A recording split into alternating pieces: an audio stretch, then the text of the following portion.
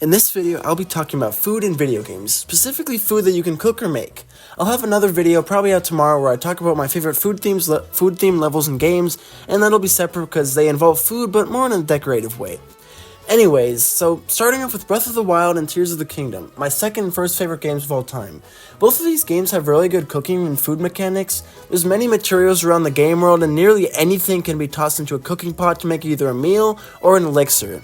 So this gives every item in the world some purpose and allows the player to experiment with different types of food and materials to create meals with different status effects like healing, increasing offense or defense, cold or heat resistance, and more. And honestly, it's just fun to toss a bunch of things together, and after a while, you get the idea of which things to put together to make food with the effect you want, or just food to give you a lot of hearts back, you know? And a really good quality of life feature in Tears of the Kingdom, it actually allows you to view the recipes for all the food you've made. So that way you can still experiment with cooking, but you don't have to remember all the recipes. As long as you have the right materials, you can just make things you've made before. Plus, honestly, it's just fun to watch the materials bounce around in the cooking pot while the cooking jingle plays. Moving on to another one of my favorite games, Animal Crossing New Horizons. So, the games in the Animal Crossing series that feature Turkey Day, aka the Harvest Festival, aka Thanksgiving, they're really the only games I can think of that have any Thanksgiving content, which is kind of weird since so many games have elements of Christmas or Halloween, even other holidays. But then again, anything with snow you could call Christmas, and anything that's spooky you could call Halloween, so I guess by the same logic, anything food related can be related to Thanksgiving. That's kind of what I'm doing with this video, but, Anyway, onto the actual cooking in Animal Crossing. So yeah, cooking was added in the 2.0 update in New Horizons, and it's pretty similar to DIY recipes. You use the food recipes, and you can make a lot of different kinds of food. Although they don't really do that much, unfortunately. They're kind of just decoration, but that is also, most things in Animal Crossing New Horizons, which is, completely fine, because kind of the whole point of Animal Crossing New Horizons is to decorate and make your island look nice, but, I guess you can eat the food, and you can also eat fruit to give you, effects, or make it so you can chop down trees easier, or cut rocks, or you know what I mean. But the food does look really nice, and a lot of the meals in this just look really delicious. It just adds more things to do with different items like fruit and fish and other stuff, and it was pretty nice to add cooking, although I do wish it did a bit more. Personal trainer cooking. So this game, it's not really a game, but it's on the DS and it's kind of cool, so I wanted to include it anyway. Basically, it's just a virtual cookbook. You obviously make the food in real life and not in the game itself, as you can kind of tell with the title. Personal trainer cooking, It's a personal trainer that cooks food for you, so it's like a chef, but it's like a gym personal trainer, but you still have to make the food yourself. Basically, it's a cookbook on a DS. You get the point.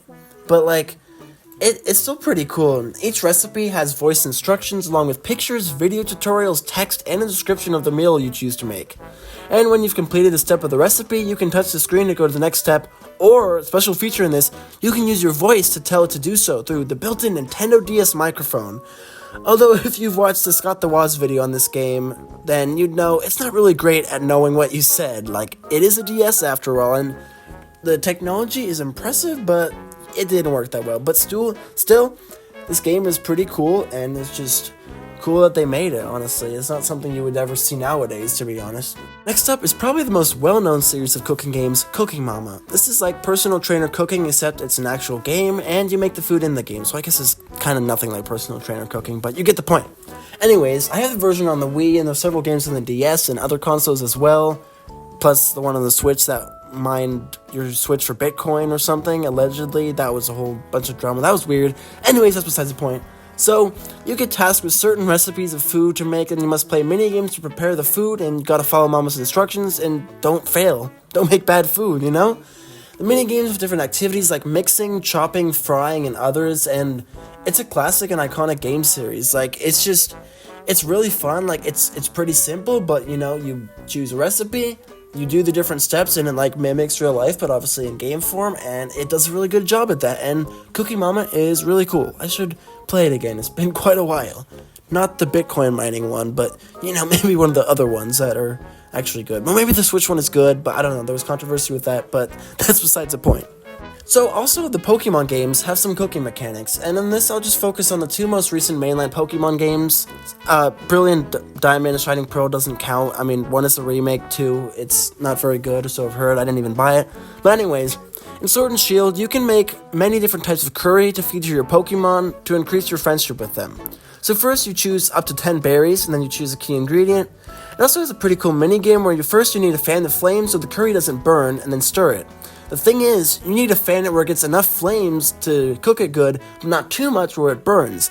Plus, you need to stir it fast enough to not get burnt, but also slow enough so it doesn't spill. So really, it's all about the balance, Not too fast, not too slow, And there's also 151 different kinds of curry that you can make and add to your curry decks, which is pretty impressive. And cool, of course, 151. There was 151 original Pokemon in the first Pokemon game. Cool reference. And then in Pokemon Scarlet and Violet, there's also food, and this time it's sandwiches. So these sandwiches can heal your Pokemon, increase catch rates, and more. You collect recipes that take different ingredients to make different types of sandwiches with varying effects. Unfortunately, I don't think you can discover new recipes by just experimenting like in Breath of the Wild. You need to get them from like sandwich shops or other places or different people throughout the region. And these sandwiches, they do look tasty, but I think the art style of the curry in Sword and Shield looks a lot more appetizing. These sandwiches, they look a little rough around the edges, the 3D look, kind of like Nintendo 64, but not really. I mean, it's Scarlet and Violet, we don't need to get into a whole discussion about those graphics, but, they're not the best, but it's Pokemon. And speaking of Pokemon, one more Pokemon game, but this is a spin-off, so Pokemon Cafe Remix. So this is, of course, based on a cafe, and you make food for Pokemon. It's just like a Match 3 type game, really. The gameplay is not that fun, it's alright, but it is still better than most Match 3 games, since you can clear a bunch of Pokemon in the string, and there's some interesting ideas in this game. I played it a bit on Switch, and it's a decent game, and the art style is pretty good, I'll say. Yeah, there's not really that much to this game, but it's decent and involves making a lot of dishes for your cafe. Next up is a game that is very nostalgic for me, My Singing Monsters. I loved this game when I was younger, and I still kind of love it. So both the original and the sequel have somewhat of a focus on food. In the first game, food is quite important in leveling up your monsters, so feeding monsters food increases the number of coins they earn and the maximum of coins they can hold. There's a lot of food options that you can make in the different bakeries using coins, and the more expensive foods give you more treats, which means you can feed your monsters more. It ranges from stuff like cupcakes, cookies, and bread to turkey cake and big salad. I'm not sure how big salad is the most filling food. It's just salad. Salad's not supposed to. Okay, yeah, it's a big salad, but why is the salad big? Turkey cake? How do you even combine turkey and cake? I get turkey is filling, but turkey cake, that's kind of weird.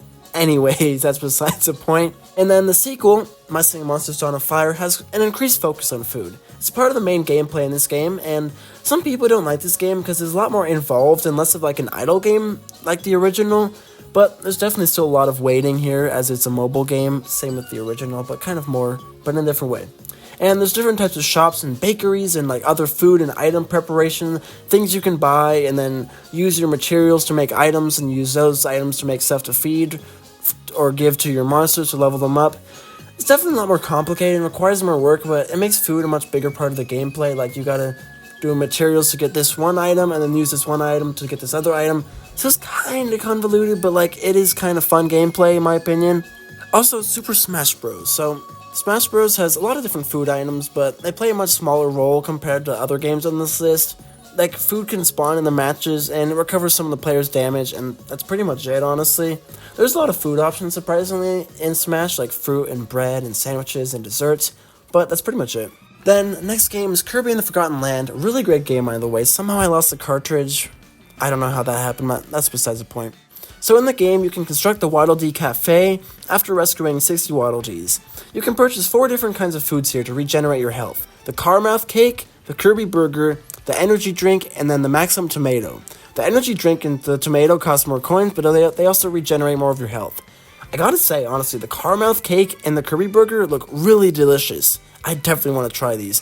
And I looked up, this is actually based on the real Kirby Cafe in Japan, where you can actually get a Kirby Burger and a Kirby Carmouth Cake. Those look delicious, honestly. And there's also a sub-game you can play here. It's called Waddle Dee Cafe, Help Wanted. Kirby referenced FNAF VR, Help Wanted? Oh my gosh. Anyways, in this game you work for the manager, Waddle Dee, and you serve dishes to the hungry Waddle Dees. This can get really fast and frantic, and you really gotta make sure to get their orders right and make it fast or else they'll get mad at you, and you don't want Waddle Dees mad at you. So you don't have to actually make the food, but you have to pick the right food items that the Waddle Dee requests, and for each difficulty, the amount of items and the amount of Waddle Dees increases, as well as the satisfaction meter depletes quicker. So this is a pretty fun minigame. Then, the final game I want to mention in this video is the DS McDonald's game, the eCrew development program. I've not actually played this, but I've heard a lot about it and watched some videos on it, and it's very interesting. So of course, this is a training game that was released in Japan in 2010 to train new employees at McDonald's. If you haven't watched the Nick Robinson video about it, you definitely should. It's a very interesting history. It was lost media for over a decade, and then he found a single copy in an online auction and uploaded the archive and made a whole documentary on it. Very, very cool stuff. Very interesting. Anyway, in this game, there's actually quite a lot to do for just an interactive training game. There's different game modes, there's simulations of both food preparation and customer interaction. It's pretty in-depth and impressive for what it is, to be honest. It's definitely quite an interesting part of video game history. Anyways, that's all I have for now. Let me know if you have any more interesting examples of cooking and food in video games, and which are your favorites. Please like and subscribe if you enjoyed, and I'll see you in the next video.